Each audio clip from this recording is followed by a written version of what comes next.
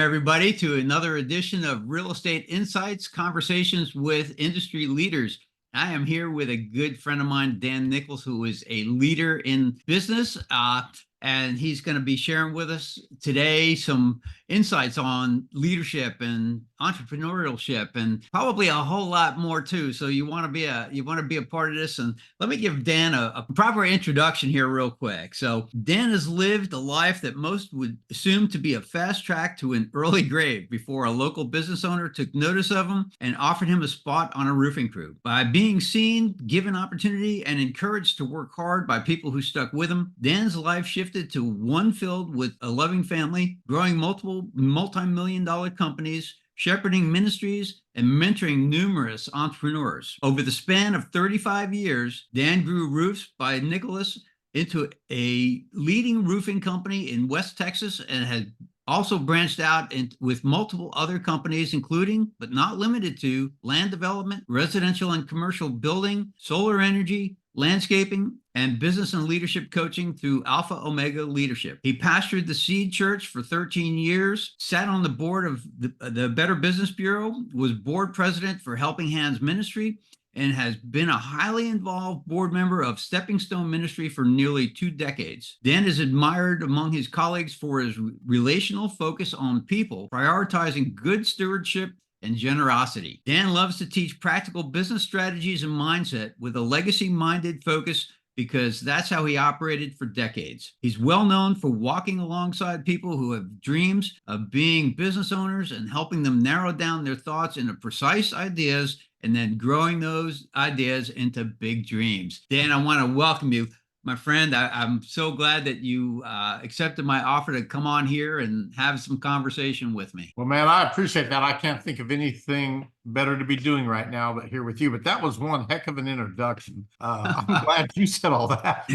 Yeah, well, it's really important if somebody's going to listen to somebody speak, it's really important for them to know and understand at least a big part of what they've been through in order for the message to be heard, right? Because otherwise, there's a lot of people that speak just for the sake of speaking, and then you look at, well, what have you been through to give you the authority to speak on this? Right. And sometimes their background isn't that intense, right? It falls short of what you would expect somebody that is trying to teach on something of such importance, and yet you look and it's like, oh, well, they really haven't done anything or accomplished anything. Well, we see a lot of that today, don't we? Yeah, or been through the times that have made you grow, right? A lot of times we grow unintentionally because life has thrown us the things that they've thrown us. And so I know you've been through even a lot more than what was on the introduction. But so I wanted to talk today about leadership, entrepreneurship, and of course, anything else that comes up in our conversation. Sure. So that we can better help those that are self-employed, that are trying to even maybe jump from that independent contractor, self-employed person to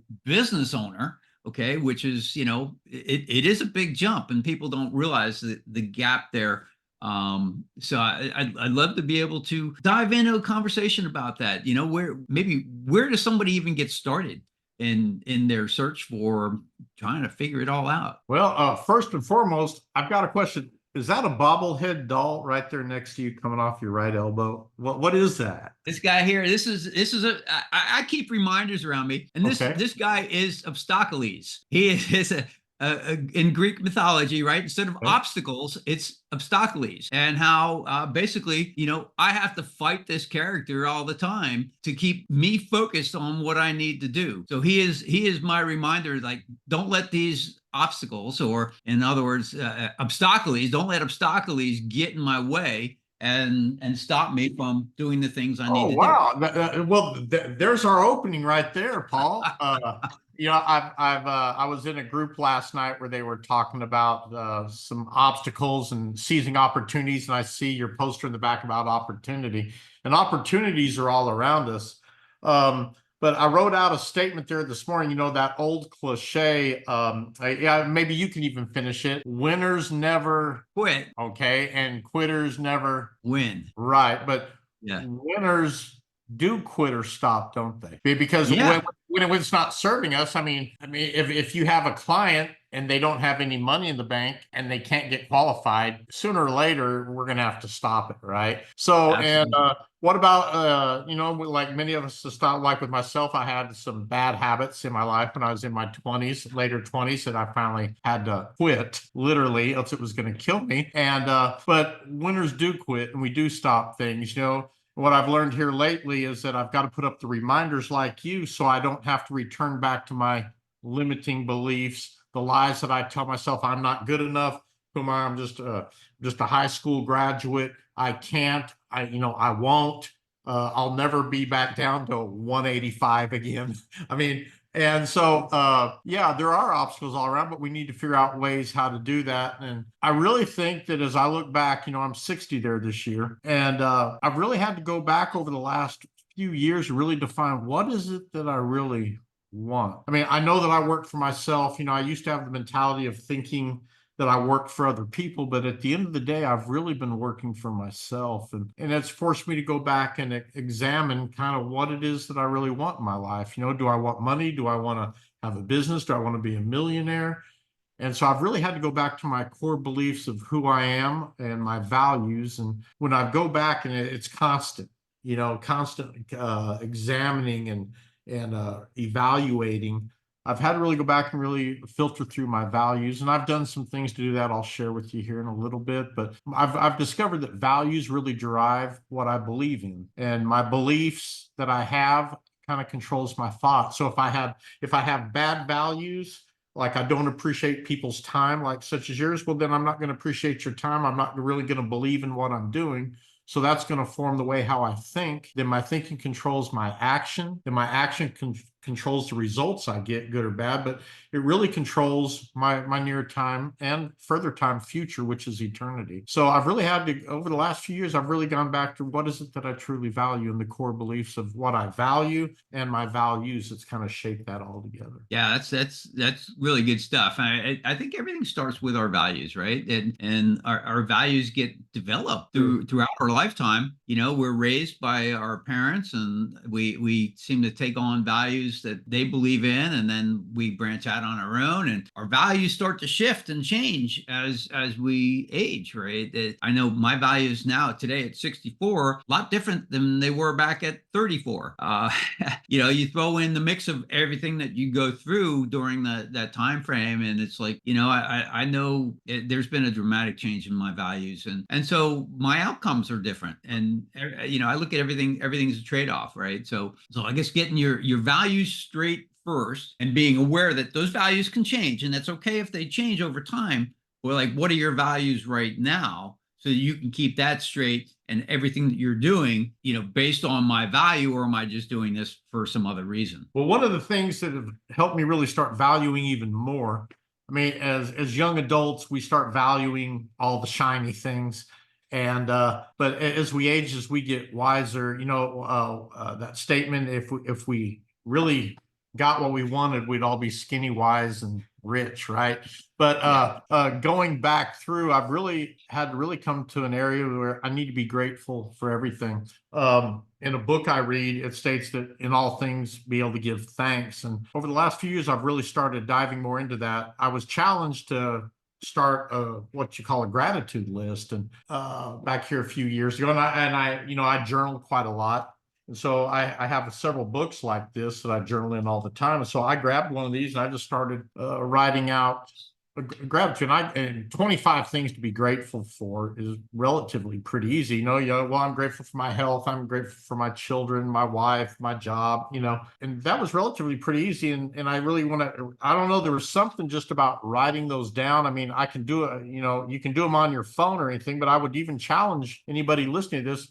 If you've never done a gratitude list, it's actually quite spectacular once you get going and develop a discipline, because you'll see all these other things, just like, and actually, it actually even helps you to be able to see more opportunities, and it actually makes you more aware. It brings your level of awareness up to another level, and it helps develop a mindset. And, we all know with a mindset, you need a good skill set and you need the tools.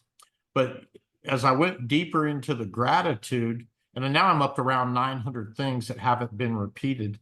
And it's really changed my inner demeanor, is becoming a man, is being a better father, husband, business owner. And, I was sharing with the group down there in Panama City, doing some leadership training down there. We were getting ready to leave, and I was thankful to be leaving. It'd been rather warm down there, and I'd been down there for about 10 days. And I was sitting there in the airport, and I was watching people just walk by. And I love watching people, all the shapes, sizes, colors. Some of them are real slow. I like watching the little children walk by and the parents dragging them along. I noticed everybody's shoes. I didn't see the same kind of pair of shoes, and it just dawned on me, I'm grateful for shoelaces. It was that simple, bro. That I don't know, never before had I ever been thankful really for too much in my past. Before I was 28, I really wasn't thankful for a whole lot. I was raised in a Christian school, but then went out and did the prodigal son thing till I was about 28, and I was actually pretty ruthless. I wanted to use people and take advantage of them, and I just wanted to do what I wanted to do when I wanted to do it with whomever I wanted to do it with, and that was my attitude. I was about 28. And so through kind of just going through life, I've actually learned to be more grateful. And by making that list, it's actually made me appreciate the people that are around me. It makes me appreciate my team. And it's really helped me be able to actually serve more people, with realtors, with brokers, with the people that are even in the title business, with the home inspectors. We're all there to serve each other. We all have a purpose. And sure, we want to exchange our time for finances, but I guess one of the most important things I think that's on my heart right now is, if you can do better, should you? And you and I have the power within us to make people's day worse, or we have the power to make people's day better. And I operate better. I just operate better when I'm trying to make people's day better. And it's also good if I can communicate that to my team and teams, because then they make my day better too. So it just works better. Just with you being here, you've made my day better. So wow, well, that's cool. And you're making mine better. And hopefully whoever's watching this will, notch up their day as well, because we all need that, right? We all need that inspiration, that motivation. And I want to touch upon that, the journaling and the gratitude, because back in 2008, I jumped on a call. Webinars weren't real big. It was more the seminars on telephone. So it was a teleseminar, and was on with a frame of mind coach. And man, it was like a great call, but I'm like, all right, that was a free call. And immediately after, I'm expecting that phone call, right? The sales pitch. And I'm like, yeah. And the phone rings. I'm like, nope, not buying anything, because in 2008 with the market, I was slowly going broke, because, just the income wasn't there, changing market, all kinds of stuff. She got on the phone with me, and in 15 minutes time, I was just like, oh my God, if you can do that in 15 minutes to what you just did to my mindset, I'm buying into your program. And I spent $1,200 on her program for the next 10 weeks, being part of a group call. And it was the greatest thing in my life, and the best investment I could have ever made into myself and my business. Turned me around. It was all about journaling. But the thing was, we were journaling online. So the people in my group, all right, there was 10 of us on this call. We all had access to each other's journal. And so this was like really exposing yourself with vulnerability. Yeah. Was that kind of weird to you to be doing that? It was at first, but the thing is that, like, this was my dumping ground. This is where I could come and say, oh my God, this is all the frustrations I had, the crap I had to deal with today, and all of this sort of stuff.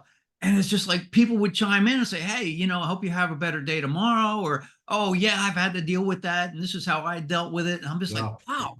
I'm like, this is like really opening the door for me, because it's nothing that I had previously done. Although I did expose myself in a book I had written before, where it's just like, my life is an open book. So, put things out there, right? And get good positive feedback back and help me with that. So while it is a little strange leaving yourself out there and being vulnerable with the journaling, I didn't put too much like personal stuff in there, but look, I was in real estate. I'm dealing with a lot of stuff each and every day.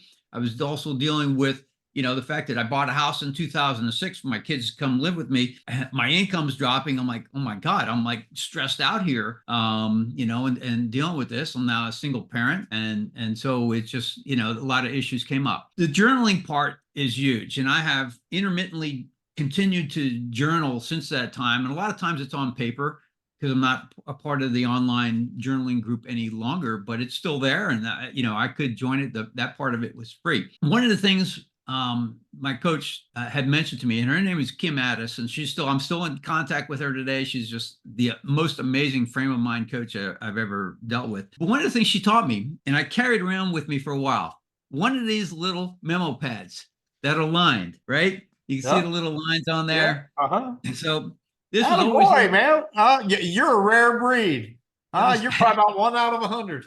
Yeah. And so it was always in And my I pocket applaud you with that. pen. Hey, all right. Yeah, either shirt pocket or pant pocket. And I carried it around with me. And it was just like the goal was 10 items a day that I'm grateful for that are not repeated. And that's not an easy task. Oh, it's not. Something as simple as shoelaces, right? That's not something that we think about on a daily basis until you see it in another country where it's like, wow, they don't have shoelaces. Yeah, I mean, I had to go all the way to Panama to be thankful for shoelace when it would have been easier to be right here instead of spending $5,000 to go to Panama to be thankful for shoelaces. Exactly. Yeah. So there's all kinds of things for us to be grateful for each and every day that we just don't think about and we take for granted. Just the fact that, I can live in a house. I have, it's been cold in Florida these last few days. We have heat, right? I'm grateful that we have heat. And it's how cold has it been, brother? I mean, we got up to about 65 yesterday. Oh man, yeah, that's but we've dropped into the 40s overnight, and hey, for us Floridians, that's cold, man. I hear you. I hear you. But yeah, look, there's just, look, I'm grateful to have the computer system and everything to do this. I'm grateful to have people in my life like yourself that will step up and want to be a part of what I'm doing to help others grow and be better people, be better business people, be more successful at what they're doing. So, and that just stems from the exercises that I was doing, because before that, I don't know that I was really grateful for that much. I was, but I wasn't, right? I was probably a lot more cynical in a lot of what I would say or do. And so it opened my eyes, made me more aware. You do this, you're going to be more aware of your surroundings and things that you are grateful for, because it's going to be like, you're going to be intentionally looking for it. You're going to be like, man, I got my goal. I got to do 10 today. I'm like, well, I'm only at 5. I got to find 5 more things that I'm grateful for today. So now you're looking, right? And so the more that you look, then the more that you find, and then the more that you find, the more you become aware in the future. So then it becomes real easy. I'd wake up in the morning and so it's like all of a sudden I'm rattling off. I'm getting my 10 done right away because I'm like, man, I'm grateful for all these things because they just came to me while I'm sleeping, right? And I wake up and I was like, yeah, there's my list. Boom. Well, I work the best when my mind starts working pretty quickly in the morning. And coming up with things to be grateful for. It's just, I don't know about you, and it sounds from what I'm kind of hearing you say, it's raised your awareness in being thankful and appreciating life itself, but it also trained me to think a little bit faster. I don't know if you know this, us Texans were a little bit slow, but I graduated 10th in my senior class, and there was only 9 of us in the class. So I don't know where that came from. When we start thinking about good things, good values, it just makes everything better. And what I've had to do some things like that, I carry one of these around on most occasions, and then I've got a gratitude list, and it's just really changed my perception of people, places, and things, and also my position on money and the things that a lot of us think that are important that really aren't. I mean, they do have a place. We all need to make a living. And yet you made a statement that you're going broke slow. If I've got to go broke again, I want to go broke fast, because sooner I can hit bottom, I can start coming back up. But I've done some things. I'm grateful for those lessons that I learned along the way. But I've had to do some disciplines that get me into a frame set. So my wife and I, Cheryl, we live in a house. We have 2 different vanities in our bathroom, and I've got a pretty good sized mirror. I've written some I am statements. I am wise. I am worth it, but I used to take my wife's lipstick back here about a decade or so ago, and I used to write these, and she used to get so mad, because I guess lipstick, it's kind of pointed perfectly for the list. Well, it'd come back all flat or all broke and jacked up. Yeah, she wasn't very happy with me. So she went out and made this major investment, and she found some markers right on the deal. So I've been using them quite often, but I've got some statements up there that keep me really focused, and even subliminally, I know they're there. And so just like your little obstacle statue there, you know it's there, and you know just some of the things that we have around us. So what I've written, I got at the very top the mirror, what would a wise man do today? And so as I sit there and think, I mean, I'll even walk into the closet. We have a pretty large surround closet. As I walk by my mirror, when I catch that out of my eye, I think, well, you know, am I doing the wise thing? What is the wise thing I can do today? So it actually helps me plan out my day, because I do believe in systems. I do believe in well thought out plans. They do help you get to the means of where you want to go. But I have better decisions lead to less regrets. I mean, you and I, you know, we don't get to this age that we are and have not had some regrets. And so I've had to write up some statements. So I even challenge myself to continue to think higher. I mean, there's things around my office that I place in there to help keep me on track. And, you know, I challenge anybody listening, if you haven't started a gratitude journal, oh boy, you're missing a major change in your life for the better as you go through that. And yeah, it's challenging, just like what you're saying. Sometimes it's hard to get through 10. Boy, when you get up over 100 or so, you just become kind of almost like a new person. And every now and then, you know, as the months go by, you open it up and you go, oh, wow, I remember when I wrote that. And I don't know, it just brings back some wonderful memories. It almost brings a sense of holiness and purity, you know, kind of about it. And it's just, you know, we're good people. We like dwelling on good things. We got enough negativity to realign our focus. So I've had to do a few things like that, was starting off with gratitude. So now it's actually become a habit. On my mirror, I just now thought, and I'm going to go a little bit different direction here. I don't know, in sales, you know, I've been in the roofing business now for about 38 years. So sales is actually pretty big. It's real close to me. I love the people that I meet. I get to serve people. I love helping them through their problems, where if they're looking for land, or if they're looking for solar, if they're looking for landscaping or roofing. I just love being in that part of the industry. But I used to have a problem with procrastination. And a lot of it, I used to be fearful of going out and getting the money. I don't know what it was. I mean, I could come out and serve you and get everything rode up, make sure we had everything, whether it was a roofing or whatever. But then after we'd done the job, I don't know, I just always had this limiting belief of like, now I need to go ask Paul for 50,000 or whatever it was. And so I had to write this statement. I've even got it wrote on my mirror, and it says 50 times. And it says, do it now 50 times. So when I find myself in the middle of procrastination, and probably about once a week, I'll say out loud to myself, and I'll even count on my fingers. I'll go like this, you know. And then, like if I'm sitting at a stoplight, subliminally, I just get it into my mind. I do it now, do it now, do it now, do it now, do it now, do it now. And I'll count off 50 times or more. And that's actually really helped me. But a lot of times when I walk by or I'm there in the bathroom, I have this concept of, what can I do today? I need to do it now, do it now, do it now. And it's actually with the gratitude and with the do it now attitude, I quickly go through and I find out what my real priorities are. Now, it may not be just checking off a list, but it may be going out and being intentional with spending some additional time with one of my team members or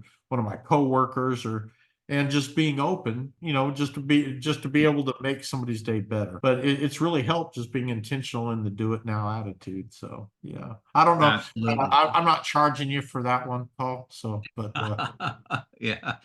Well, the intentionality, you know, doing things intentionally are really key. So sometimes people, and I'm guilty of it, I just did things, right? I'm a doer, which is why I've named my mentorship program the Do Crew, because it's all about doing, right? So sometimes it's better to just do things than not to do things. And you know, odds are the results would be good, but just doing it now resonates with me big time in that when you have that mindset, it's like making calls. You know, I have the excuses going through my head when I'm going to make my calls, and it's like, oh, well, maybe it's lunchtime and it's not a good time to call. Oh, well, I remember calling this guy last time and he was kind of upset on the phone, but maybe I shouldn't call him. And it's like, Paul, you know, shut up and just do it now. do it now. You know, make that call now. Just do it, because you know what, people will, if they don't want to hear from you, look, you see who's calling on the phone. They don't want to pick up. They're sending you the voicemail. And if they, if you catch them at a good time, maybe they'll pick up the phone. I've got a deal going on where I procrastinated here recently. The guy didn't perform a service for me that we have a written agreement on.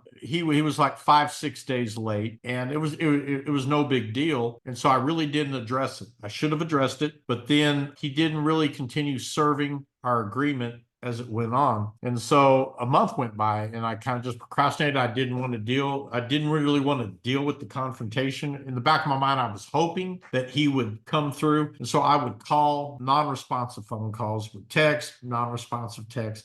And so I kind of just, then we got into the holidays and, no, then it was summer. Then, between trying to do summer and then I would forget about it, Meanwhile, time's clicking. Well, now I've had to, retain counsel. And so I talked to my counsel. He talked to the other guy, and the other side, he's actually my friend. My friend's counsel is now saying, well, if this was no big deal a year ago, why is it today? It's like a $50,000 not keeping your commitment. And, $50,000 isn't the end of everything, but it's a large amount. But I can't, even at the age I am now, being 60, me going back and like, dang it, Dan, I should have addressed it sooner for that other guy, because now I've ruined a friendship over it, more than likely, Yeah. And I wish I would have followed through with the calls a little bit more. I should have done an email, or I should have started this process a while ago, so we wouldn't be on opposite ends of the deal. People are afraid of conflict, and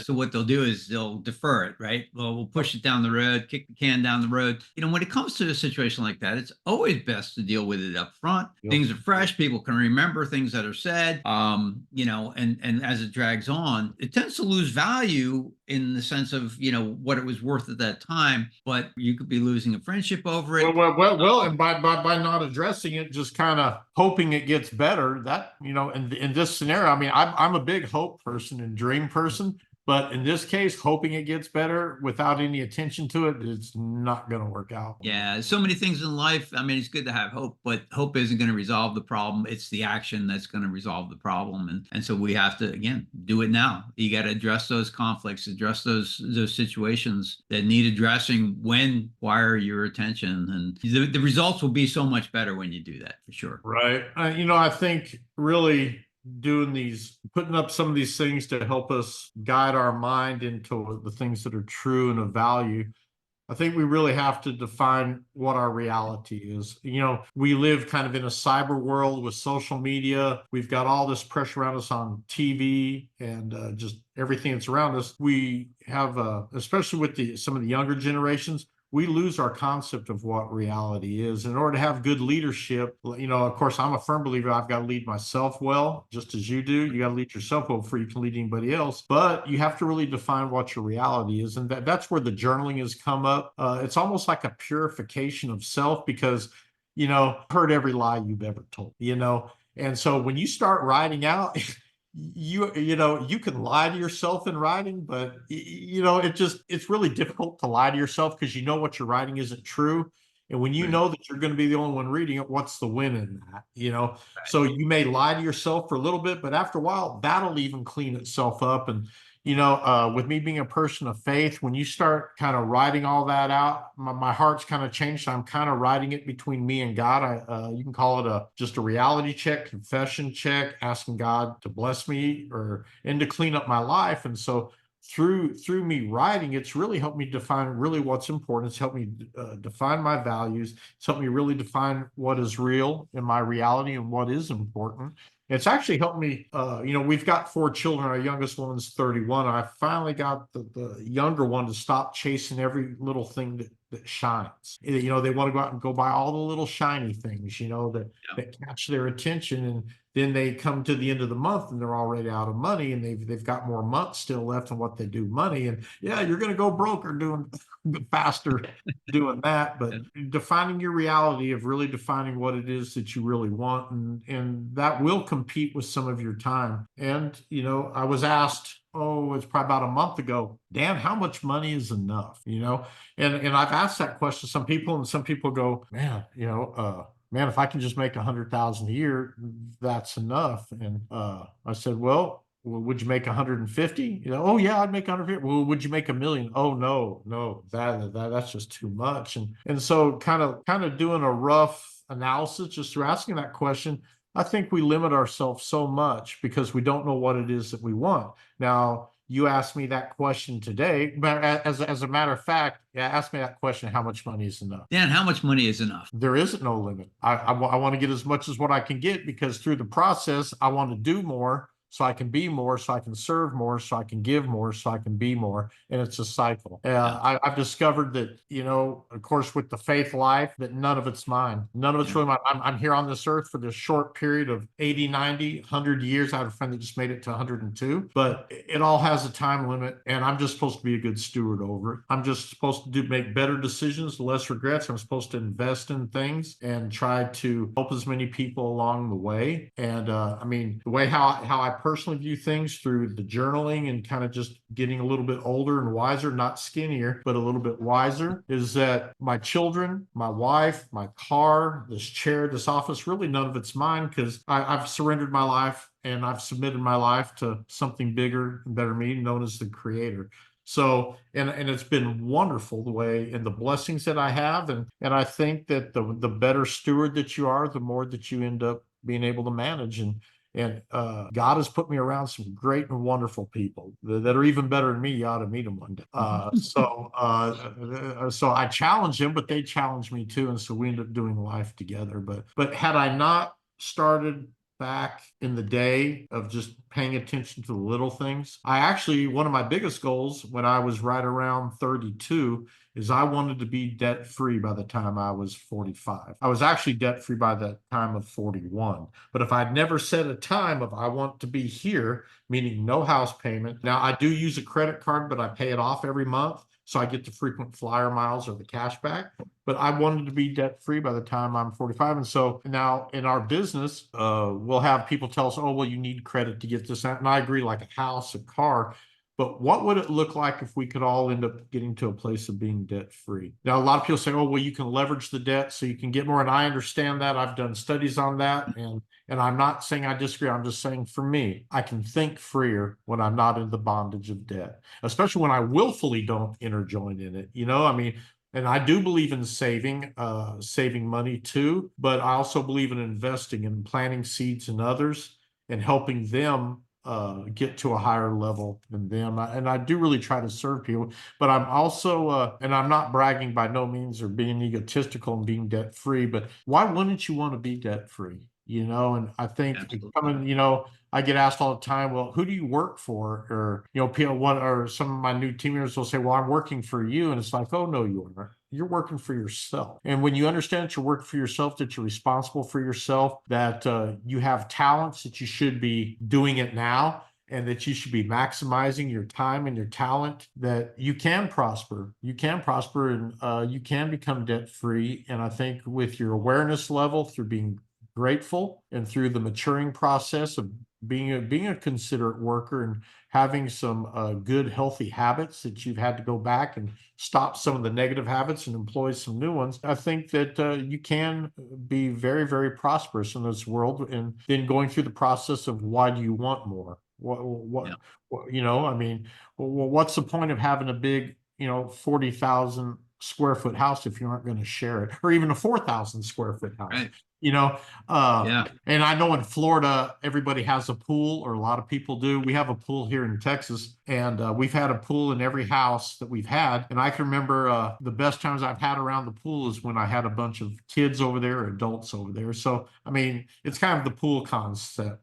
Fill your pool up and share it with everybody, so. Absolutely. And even for like people like introverted like myself, which I am very introverted, even though Really? people say, no, Paul, you're not. I am. And Really? I am a bit of a loner. So I like my alone time, right? I try to do things that help me, but there is nothing better than being around the pool here in Florida with, friends and people joining in, right? And just being able to enjoy life without the stresses of everything else interfering with that, the distractions of the daily grind and the work. And that's something that we tend to forget, especially in our industry with real estate. I mean, because a lot of times the demands are being pulled on us so heavily because people, they want something and they want it now. And sometimes we have to jump. And if we can create our business to where we don't need to respond that way, then that's a benefit for us in our business. However, a lot of people don't operate that way because they haven't learned to.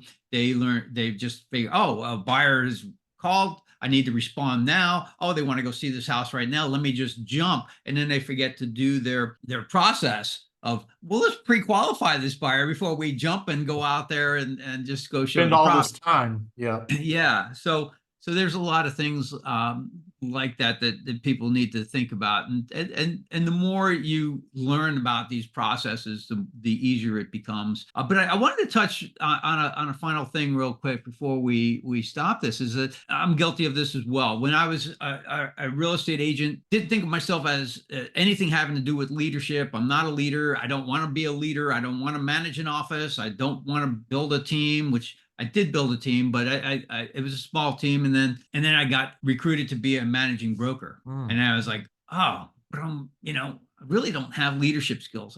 But I jumped into a self-directed leadership education. I'm like, okay, now I got to start this process and start learning, and turn my car into a university on wheels, and started listening to all these speakers and really just learning how to be that leader that people relied on. And as I see agents today, I'm like, they're similar to how I was thinking, is that, no, I don't want to be a leader, I don't want to lead. But the thing is that I see now, having been through this process, like, yeah, leadership skills are important even as just a real estate agent. Whether or not you're leading a team, or you as a sales agent are a leader. Leadership is influence, and we need to utilize our influence in order to better serve and help those that are coming to us for their service. So what would you suggest to people, whether real estate or any kind of business owner or person seeking to jump into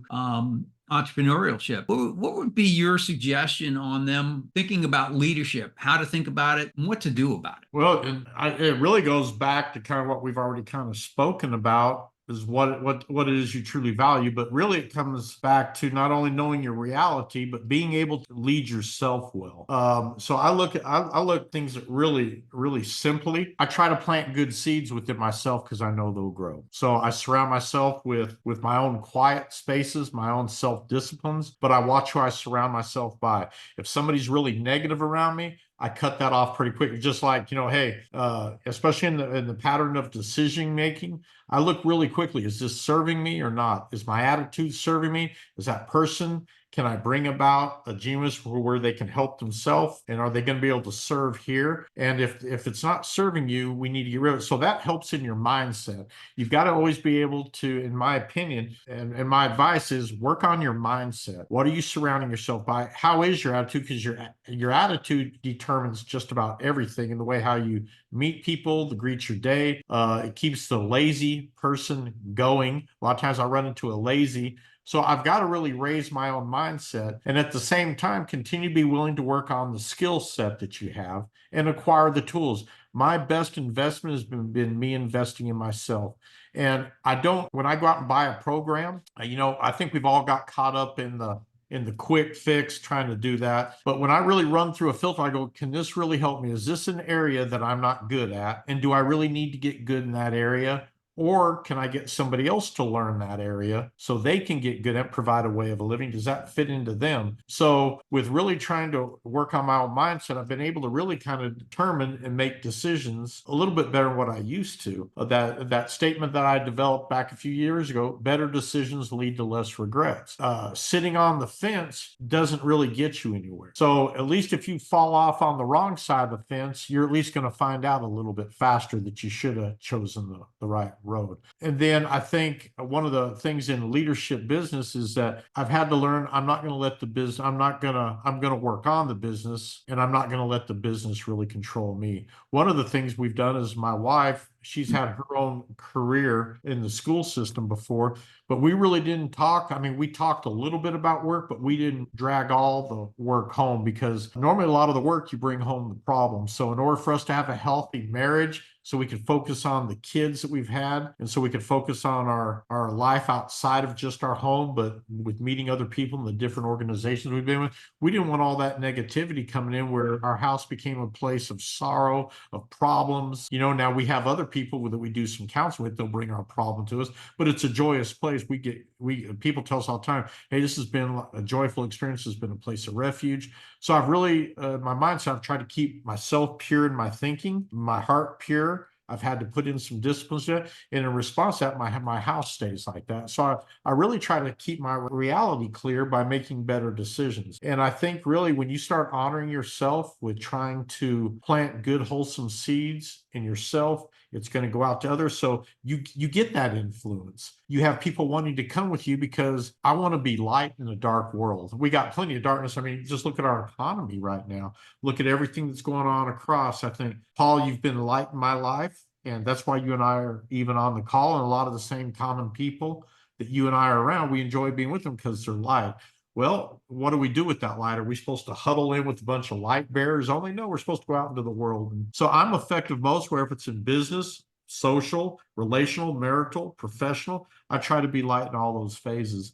And really, for this group here, if you really focus on you and really, when was the last time that we actually really wrote down really what it is you truly value? And I'm saying if we can't develop the simple discipline of really writing something down, I mean, if you and I wanted to jump in your truck, I wanted to fly to you, we wanted to jump in your truck, and we wanted to go to Ontario, Canada, we would need a map. You know, I've discovered this. We would probably put more intention in making a map on how to get to Canada than what some people put into mapping out their whole life. You and I we'd talk, we'd kind of do the map. You want to go this way, you want to go that way. We'd put in a full day of trying to, hey, I want to go see this. We would want to put more intention on making a trip for a few days than what some people want to even spend on mapping out the next year of their life. Yeah. And so what would it look like if we all took an hour this upcoming Sunday? What would it take if, what would it take if you took 30 minutes and just write out, what is it that you really want to do? What are some questions that you could ask yourself to start bringing clarity? And once you develop that habit, I think you can be unstoppable. I really think, so we want more for why? Why do you want to go sell more if you don't know what to do with it when you got it? Because if you get the $1 million, if you haven't learned the discipline of saving and investing, you ain't going to be able to keep it. You're going to go broke. Slow or fast, it don't matter. So Yeah. I'm just saying it really comes back to mindset, skill set, and the tools to do it with. And Absolutely. Yeah. Like there's so much for whether it's real estate agents or just entrepreneurs, right? Yeah. The small business person. I mean, there's so much to think about, and there's so much planning that should be done. And in real estate, I mean, you should take some time on Sunday to plan out your week, and well, whether it's Sunday, Saturday, Monday, it doesn't matter. Just take a day and say, okay, I'm going to sit down for 30 minutes. I'm going to plan out how my week is going to go, what I need to do, what I need to accomplish. It gives you something to shoot for. And I know that, look, we can plan till we're blue in the face. Oh, yeah. And things may not work out as originally planned. But the thing is that sometimes when we plan and we're working towards that end goal, we could end up in a whole different direction that was actually meant for us, that is even better than what we planned on. Yes, sir. But Let me ask you this. I get this. I hear this quite often. I probably hear it more now. When I get some extra money, or if I get that extra commission, or if I can get that extra sale, dude, there's no such thing as extra. Yeah. There's no such thing as extra money. And that's one of the things that I learned probably a long time ago, probably about 20 years ago, that there's no such thing, because I've got a plan for every money. Now, well, Dan, you take vacation. Yeah, but that's planned. That's not extra money. There's no such thing as extra, because I've got a plan on what I want to do. Well, Dan, you take people out to eat. Yeah, I've got a plan for some recreational items, Yeah. And while we're at those meals, what do we accomplish there? Sometimes just sitting there listening. Sometimes it's discussing a higher value or kind of what we want to do. but there's no such thing as extra money. And so I know that some of the younger entrepreneurs that I'm around, they're always saying, oh, well, I've got some extra money. It's like, no, you don't. Because if you've got extra money that's unplanned for, it's going to go to a guy like me that does. So Paul, if you ever have any extra money, or if you know anybody that has extra money, you tell them to call me. Okay. Yeah. And Well, I've got a plan for extra. yeah, and see, we could do a whole topic on this, and I don't want to dive too deep into it, but I was just on a webinar, a financial webinar just recently, and they talked about people and the cost of automobiles. And yeah, look, automobiles are a liability. We got to have a car to work with, to get around and do all this. The average car payment is $800 a month, and 17% of those are actually over $1,000 a month. And I would say, and he didn't give this percentage, but I would say that a great majority of that percentage are people that are renting, or their car payment might be more than the actual mortgage on their home because they've been in the home for so long. But I'm like, I'm dumbfounded by this. And we've worked with some people, we've got them into a different situation because they couldn't qualify because their car payment was so high that they couldn't, their debt to income ratio was off the charts, and they wouldn't give up their truck. And I'm like, well, look, I mean, we make sacrifices in life in order to get the things that we want and we need. And when we get pulled in by these shiny objects, it deters us off the path that we might have even chosen, the plan that we created for ourselves. But we're doing this and not even realizing that, well, this is what's pulling us off our plan, instead of, sticking to the plan and say, oh, you know what? I don't need that $800 a month car payment. Let me go find something else that might be $400 a month. Well, right? What would a wise man do today? Yeah, exactly. So I've had guys that they kind of work for Walmart. I mean, even though they're working here, they're working for one of the other entities, or even just some common friends. We have a faith-based halfway house that we manage with offenders that are getting out of the institutions, and we have like an 88% rehabilitation, and they go out doing wonderful things for our world. But one of the first things I tell them is, don't work for Walmart. Well, I'm working over here. No, don't work for Walmart. Don't take your check and bank at Walmart, because when you go there, then they're holding your money. Then guess what? Then you shop there. Go get a bank account. Don't cash your check at Walmart, because then, and so, but financially wise, I mean, we've got to start doing some wiser things with our funds. Going out buying vehicles, yeah. I mean, do we all need one? Yeah, but going out and get hunkered down with payments that large, for sure, that needs to be considered. One final thing I want to just tell you, just for my own, you can a lot of it, like in my finances, one of the key catalyst things why I really believe that I've been blessed with a clear mindset of thinking and investing is when I make out my budget annually, and I only really get paid once a year. At the end of the year, when we figure out profit and stuff, I only get paid once a year. So I've got to be pretty careful, sometimes shrewd with what I do in a year. But as I do my writing, I don't surrender it. I'll literally hold it up, and for me, I surrender it to God, but I really don't surrender it, because surrender is almost coming from a mindset of defeat. Like, oh, I'm surrendered. Oh, I've been beat down. I'm lost. My relationship with God is I'm submitting it to you. So I've done my best, because we're supposed to do our best. I've gone and I've refined it to the best of my mental capability and my spiritual ability, with Lord, here, filter it through.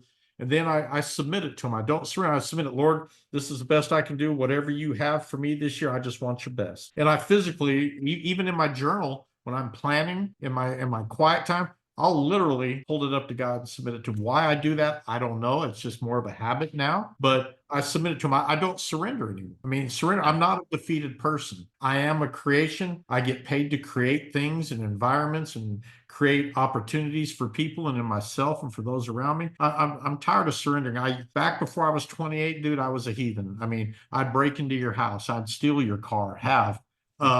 I do all those things, and I'm tired of I'm tired of surrendering my life to the things that don't have any value, which, my limiting beliefs, my beliefs I used to have. I'm thinking on a whole new level, and eternity is looking pretty great. And so I look forward to seeing you in eternity too, Paul, as we kind of intertwined our lives together. So Thanks. Absolutely, Dan. I appreciate this. And on a final note, We took some rabbit trails, didn't we? I think some rabbit like I trails. said, we can plan this out, but we're going to end up going on a path because that's where the conversation takes us and what we feel we need to share. And as I tell real estate agents all the time, as I train them and as I mentor them, it's like, look, when you do your best, when you're just doing all the right things day in and day out, it's like things just start to happen for you. So it's just stay focused on that. Don't focus on the results or the lack of results or the lack of money. Focus on doing all the right things every day.